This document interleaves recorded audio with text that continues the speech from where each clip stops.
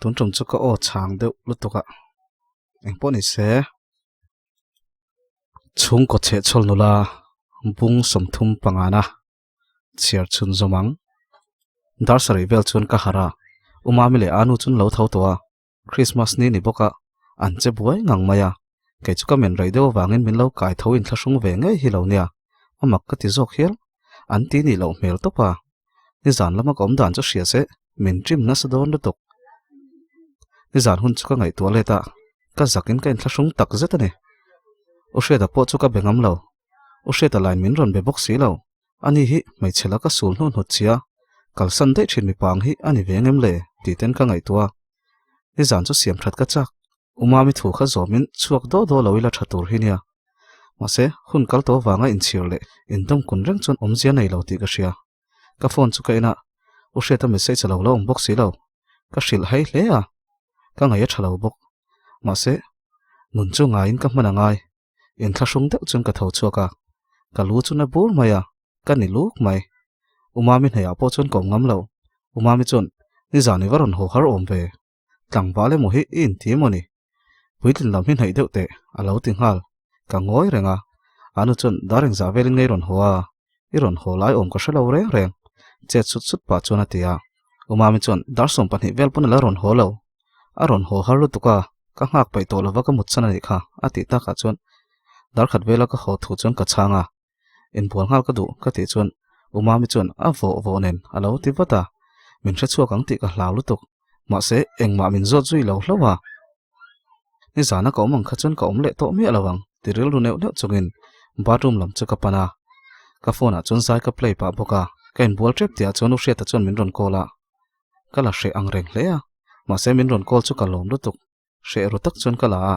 u hre ta chun ka tho ve chi i tho to em a ron ti tho ve chi ka ti phadeu da ya u hre ta chun voin in khom don em tin min ron zot le ya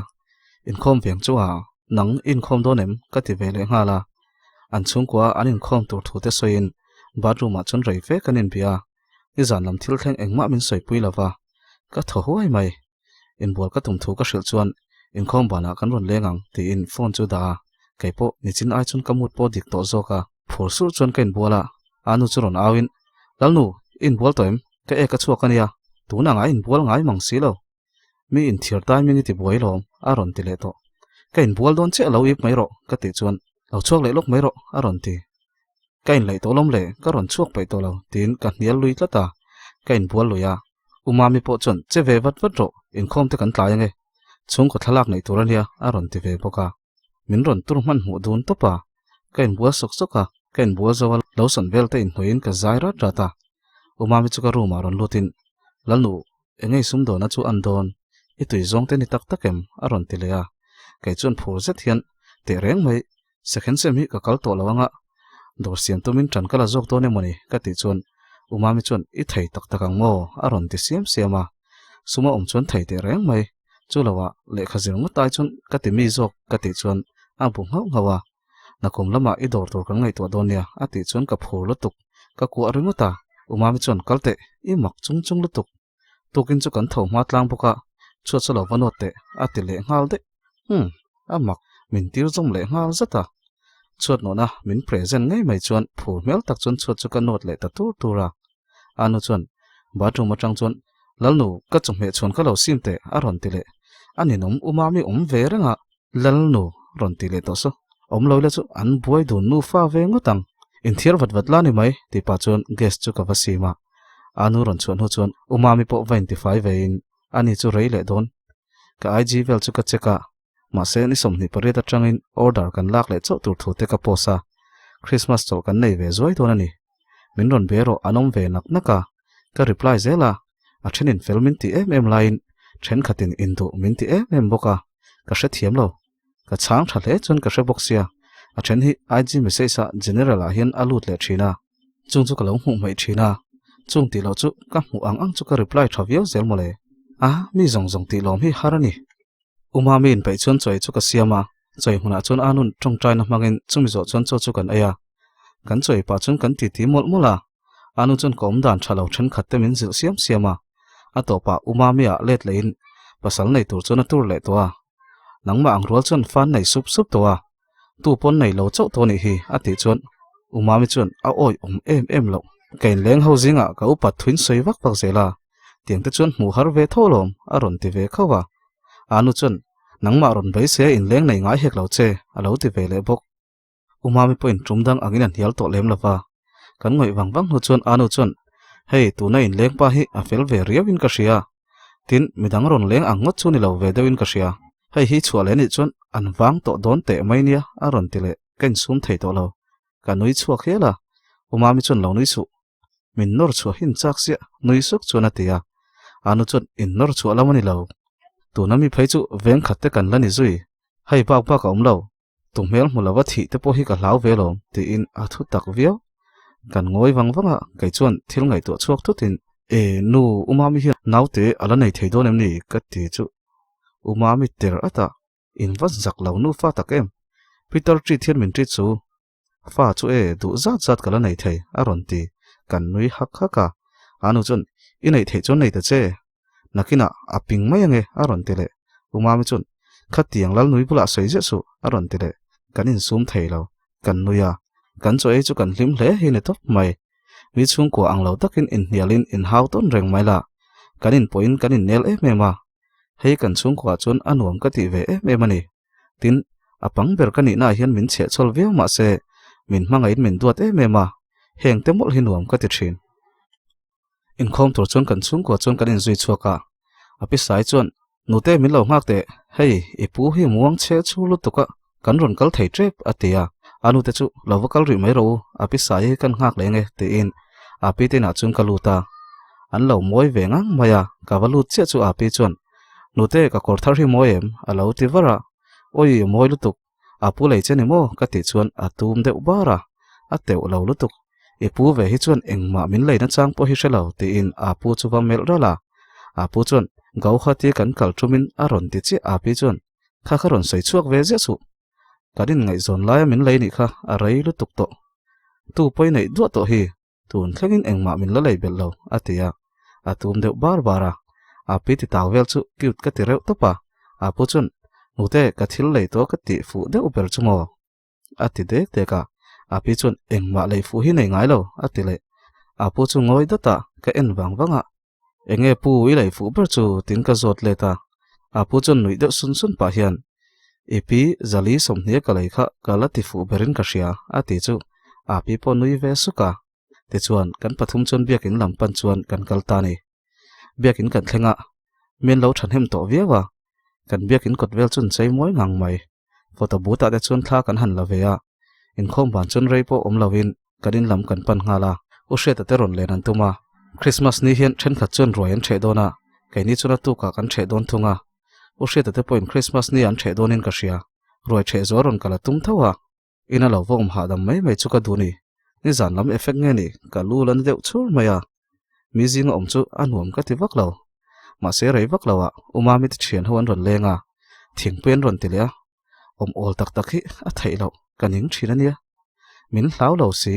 ka thin rim po le nuam hin tia thing pui ka siam mol mul lai chuan chrisin min ron kola len puya min ron soma ma se ni zan lama wanga ka in thashon deu wangin ka len man lo thuin ka changa ni zanan om dan te ka zota kan let na khan an lo riak chu ni in an chung te an haw na sadon ti ka chiang ani chuan lam turan ngai tu na sa veng mo tang le ma se tu na chuan anin sei fel ta niang an tho veng le to mai hun le ni liama christmas bo ruak po chel din reng thei ni hek lo le aliam vele maya hun pe liama hun thar kan chuang kai dona engtin nge kan nun chho zelang anu te chu chiang takin ka hril towa college ka kal chun zum don lo thu ka soitir chuan min hial ve dewa ma se uma min tun tum chu min lo support awangin anu pen min hial lui lem lawa kasum don na tan chun thei top ka chu ta ni u hre ta po thing tlang lam pana ho hun le trep towa bena po season tan le to turin naktuk maya chok le to don india club lian tak east bengal in lian tuma chungvela chuna kalma ngai le thutani an ho ma ngai ai mu khom le kan tumpo bena kal le thut dona wangin kan man ta lo ni ma se zana chun karon leng thawang chu tia angai omle vung don khop mai ma se tuna ri chuan benatan chuan ma saber ka ni to lawa achang chun ka hre thiam lo le thut thin ma se bial nu nai miaw wangin ka thik nai ro ka tilang ngai lo achang chun ka thian ka cha nang mai hian ken thin zanin po sang itena leng photanga chumi zo aron kal ve don chuania zandar somvel chun bena churon lang ve lola kalau ti taw dewa bena chun sang ka pui loka karai ta phian ani kha ati chuan in ngai tu har thutin thik tur kani lo tin karil ru ka siam pata pa ngai tak chuan kanin koma ka ngai don vung hle mai entia ngai ron holiang ka ti chuan ka hrelo le season chola ani le to mayang chu atia thatta ka khel tur chun du sakna te ka hlana reimoi to ka nu chuan a ho ve le ta ne fb a ka luta ka IG account chu group lun ve tak pakhata hian lo posa ka mu thu chu engi moni le tin ka hlau thong ru le a ma se ka han en chianga min fakna thu hli ri lo nia tin anei tu nu mel that thu ten sei luama ka van lom ka chiar nui le varvara ka che chol online shopping point kong dika zo chho tran ve ze le kum thara chun hei ai hlok zo ka kalpui dan te ngai tu ze la ngai ni ti in ka thalak le online shopping page san post chu ka en wanga ma se comment kan han check chu min thre thine moti mai turin min lo rela an rin thu mai te chun sei choka then khat chun sang i wangin an thil zor ka wa cha ve a ma se lo in du re top te min lo tia then khat chu ka ria an ron cha po ni lo min zot waka oi midanga sang hin cha tur ka mu tho sia an ron tingong ngonga kaning lutukin sang hi zo ka in mu na chun cha mai ula ti te kanaya chung ho te chu min rel tu te chun ni lomang an ngai dan phu belin min lo rel chiam chu nei in ka beng sok chak lom lutuk kanin biak dan hi ka post sak ve don nge ni ma se sum dong jok kan nia kan ngoi ri mai angai ni huna kal ve le hreta o hreta po an kholam ti to mayang min pansan le to dona ni leng de thoina ron lenga hun kan mang du na kanin ngain chumdang zong ain min thla hele moti mai tur hi nia a ho tur te chu hre mema keima zokin kan hema ngai hiala kanin mu le wat tur thu te chu soin kan hem ve luama hre tak khan a ho ta khania zana ron leng lein pona chun kan panin kan thu du na kan malum hun chu kan soi dun sep renga o hreta chuan na thajok te kan nei chuan idu thu samang khovel kadin pui thei em lo cheni point kan khovel nei sai hlimom taka mang dun turin thei top ka chuang ti in ka kut khal ni ania pa chuan a tong siama kai chu kalo bu ngau rengota soi tur ka hrelo ani ka ngai don boxe ma se ka ngai tur thu ka soi chuan tun tuma akal tur hi min ngai zolin apang chang tlat sia kal lo tur ka du thu le ka thlak lel thu po ka soi zui ve vak ngam lo u hreta chuan entin nge kha idu thu samin kha atilea u hreta panglum henga akut vuan reng chung chuan mun zol nuam taka phur hring dup mun ni se pangpar chi sang vulna abula chun tui khwa moi takong se thingin nuam le fel fai tak dinila ta chun kan fatinen omila tia ka soilai chuan angoi wanga chutiang huna kanom theinan chun thei top ka chuang ti in a tho hala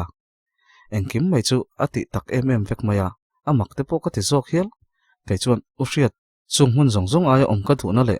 ka thlak lel mun chu ikianga om le ibula om reng hinia chu mun chu ka nei theilo ri point ka vui lawa ka ril ru na hek lawang ma se nang ka nei theilo chen hi ro chuan ka tur zo lawang khovela mun nuam ka ti ber chu ibul hi ni ka ti chuan min nui saka min ko wonga chu zan thasik vot rai hnuai a chuan o hriata chuan a panglumin min tuamlum ani bera he panglum hi kalangai fo don ani dar sombel chuan naktuka anna tho na lampan le to tur chuan min hosan le tani ka ngai ngo tang le atu khola wara jingdang anglo takin ma taka ka thawa thasik ni ron chuak sur chuan ka hmangai nena kanin hlatna tur ni thar aron her chhuwa pui mek chuni sia anu po ma taka ron tho ve a anu chuan min hmuchia chu ehe lalnui wa tho ma ve thoi hai ne mo noi varvar chuan aron tia jingdanga po ka tho ma zelom ka ti khum maya ushita message chu ka don rol chuan phur takin ka reply a hei counter ka uma ka chuak don che ka thlen ve le ka ron biang che ti hi nia ka reply lai ti chon ka hnuka ul treu mai anu chuan nute wain lama tui semani don kha jingkar tang hin in sula aron ti ni nome lung len lai le thasik lai tui khoi in rem lo lutuk mong po tui lumin kan sil lo chaw nia chuni sat nuwa ka suman vek chu lawa sup tur po tam lutuk lo ka ti maka thingpui vel ka chuan zo chuan anu in tur chu ka siama ruma chung ka lu san le da ya ka DM vel chu ka cheka thil order ka pe chuak le tran towa umami scooty hi ka mang de ngar ngar ne mai atam zok hi chu keiman ka deliver a ha thak ve thei lutuk ma se ma ni ngei in pai chuan a hlok ber boxia atam lutuk tum hi chuan rami hi hlo chete nei hian ka chhor ve thina a hlo zata lung oi lo deuh chung hena ron kal ve le nge thin a chung te lain a thlona len to pai chuan an lo phal ve zok boxia len chuan lama hian a du ve shim shim ani ti chuan order vel khoi chuan ka boi ve nak naka class pon tan le don hai towa ma se kei chu kal ka tum to lo lo a sum don chu full time ati ka tum to zoka rami chuan a thul lo ati in kal zel tur chuan min tur viu ma se kei chuan ka zir zel point zia ka nei vak tonin ka hrelawa chu wang chuan chungte phalna thlapin kumina tangin college chu ban ka tum ta nei chawka nei lai chuan umami chu a khu khar khar thina anu nen chuan kan en le zuk thina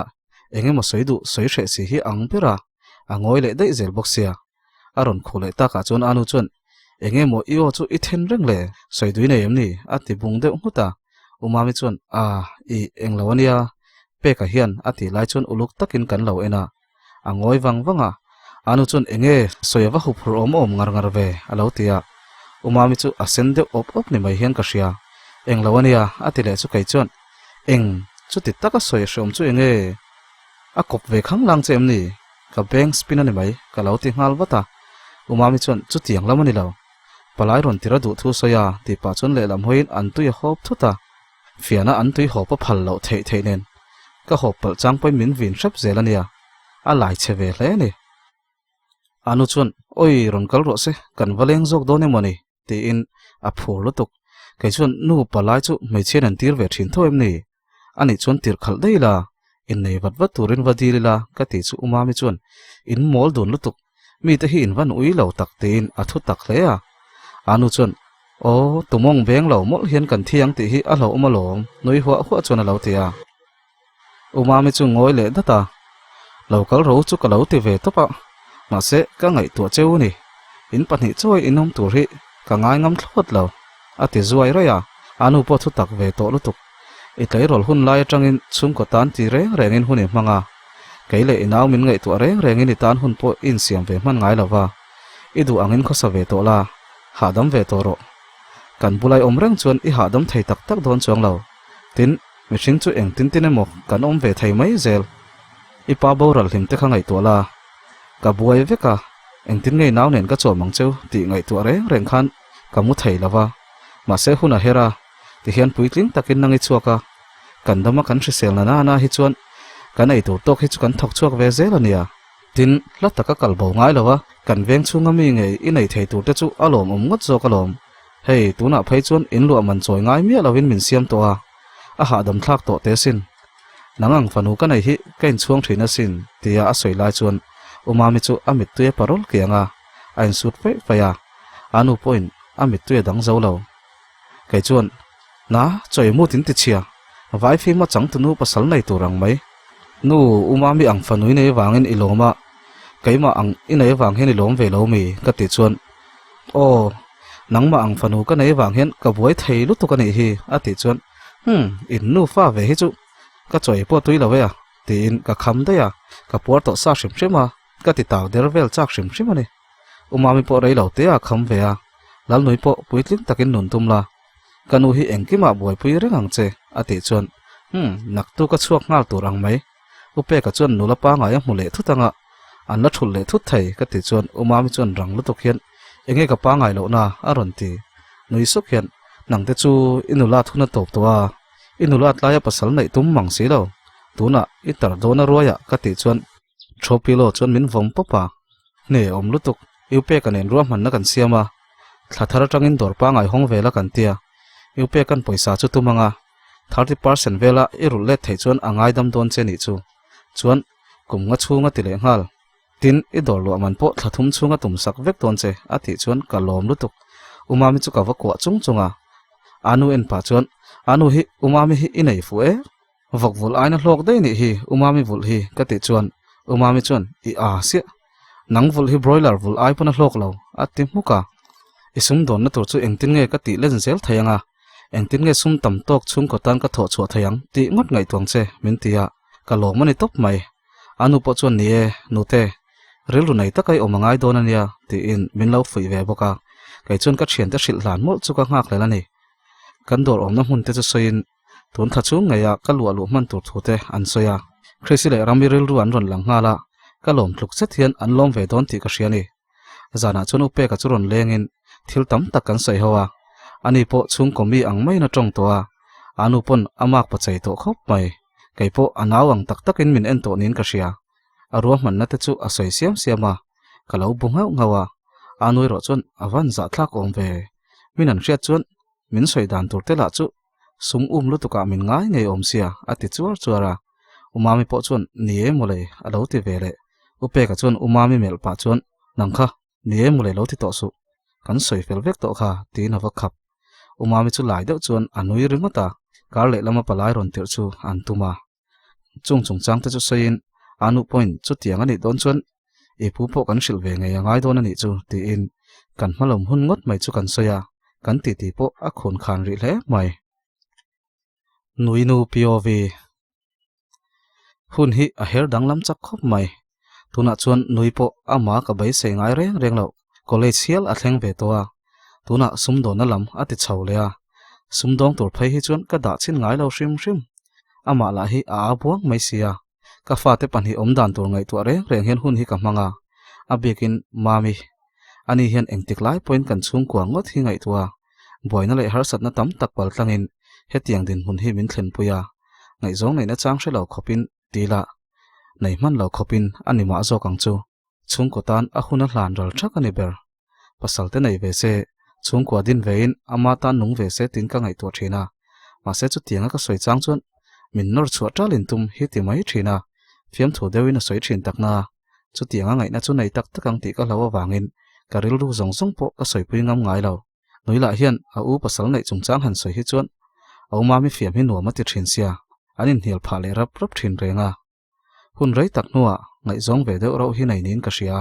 ma se anom dana chuan anin ngai zong lo ti po hria thiam har takani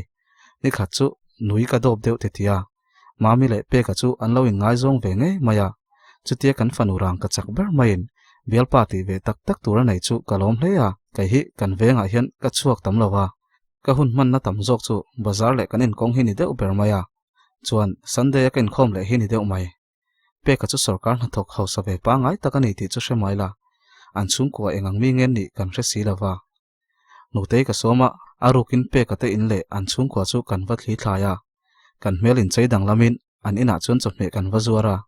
mamin hria se min ngei don lutuk ti ka hria ma se kan fanu duat kan engkim hi chung ko sual tak nena amo palang ti ka hlau e mane kha chen chung khat nu le pa ni fomin ha reng ina oma amo na ina le zel ha tak ina omang ti ka hlau ani top mai an ina chome kan va zuar chu an lo fel hle maya an tong kama tang reng chuan mi tha chung kwan ni ti hriat thai mai nu berla chu a hoi homin a tong kama fel thapa anom puinu po an tua thiam hle ti ka va mu thiam ngal maya tin chung ko in rel bol na fel fai tak ngai pathian tri tak chung kwan ni ti an bang vela an thil tar atang chuna hriat thai ni kan chom hei zor po chu min lei saka ti chuan an ina tang chuan kan chuaka peka kan tok thut mai kai ka bi ruwa nuila ain hup peka chuan min hriat mel tak hian min en le vung thina kanin pel fel ta mo tia chuan sak takin kanin lampan chuan kan ho ngala mamin hria se chuan min bedu to lo hialin ka ring ma se tuna chuan amo na tur chung kwa chuan ngai ngam takin ka kaltir ngam to ti ka chiang ani ni khat chu palain rot kal tur thu in thlasung takin a soi chuak tange nge ya nuinen chuan kan fiam na sa khopa mami po asen ve up mai tu na ya mani tu te ngei han pom ve te han chak viang mai la ka fanui min kalsana pasala nei tak turanga ka han ngai tuam heu chuan atel lawa om kalain pai lo zia ka hre chuak wa ya ka hnukte ul lek ani ma se chung chu ka tilang turani lo ti in ken sum hrama ma se kan han ti ta ka chuan ken sum zo ngang lo ni zana chun pe ka churon kalin athil du dante nuita na dor khona du thute lon min vom hum sak vek thute chu an soi kaya mami chu banai trun anga ka ngai ngal ngota ain thashun om hi ka ti ni tin min sum lutuk anga min ngai ngeyanga chung te ka ngai tu chuan mami an dem mol chu ka hlawani ma se pe ka chu mi fel le rel rut luam tak mi fing takania kan mol pholo nan engkim ruam man na lo nei thiam to a mami om lo nuwa ei zon na kan nei ve thainan ti in nui dor po ti len dam tur ten lo ngai to fel diam to a ain thlasun om ka ti rualin chung ko ngai sak tak ve anin nei don ania ka thlai ro amuang viau thung kar le mai palayan ron len tur thu sei chuan mami chu chuak ngal mai tur angin ka ngaya kalunga leng lok lutuk ringot lal nui la hi heti ve mai hi ni box sia chu tianga palai ron kal hun turte an soita ka chuan kapa po aron kal thei chuan ron kal ngai se ka duwa tin khilama kan chungte kan colony ho tenen engkim ruam man na siam tlan chu fu berin ka ring ani thingtlang lama kan chungte ro in nei tak tak huna ni mai se lamte thlabok nen helama tanga engkim ti fel chu aul samdan ber le sen sau tlem dan ber nia ka hreta wangin tiang chuan ruam man na ka siam tangot mai ani lal noi chu athil deliver pain apu chu hril turin ka tia chuan apu chu ka phone lok to boka rinite ho ne na kar le lama ronin thurual ngala rem chan thote chu ka soi luama nute ron leng reng ro se angai te po kan ngai lom ati tlata wangin nute chu han tlo turin ka tia noi hian apu te laka hian a u hi thik deuh thina a u hin duat bik lutuk ni hian angaya tlo po hi tlo tlem renga ma se mami hian apu te hi chu ati thiam ve ema noi tan han elchi zia zang ani lo bokani thisena inzomna nei lo maila anfa ang tak takin min ena kafa te po antu tak tak nen an enda na dang lo ti ka hria min mangain min ngai to hle boka omna te danta ka chuan kanin kalpo tam talawa alom po lom lo ti ka hria mamin pasal nei tum ve ni ti ka hria rol khan rel ruwa apu te khi an lo lang ngal reng khania khuna kal hreta noi pona dor chu hong ve tanta dora hondon zan chon kan chung ko in hial hi ni top mami chun a dor tur chang kan vel langai to su e thil zor tur chau khangai to ro ati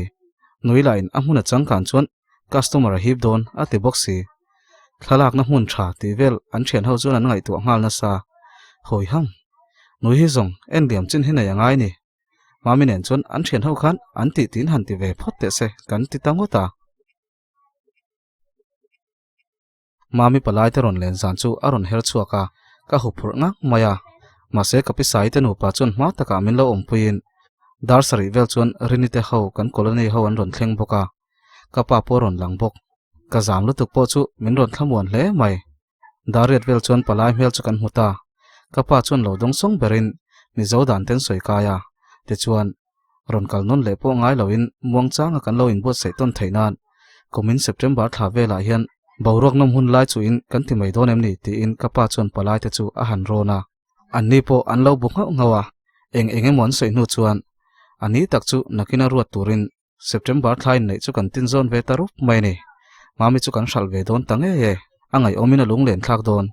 chuti rual chon hunala tama thai to pain bot sai ka duwa mami ni ro pui berani dona wangin ka thaina zong zong hlan ka duwa moi taka alan ka du ni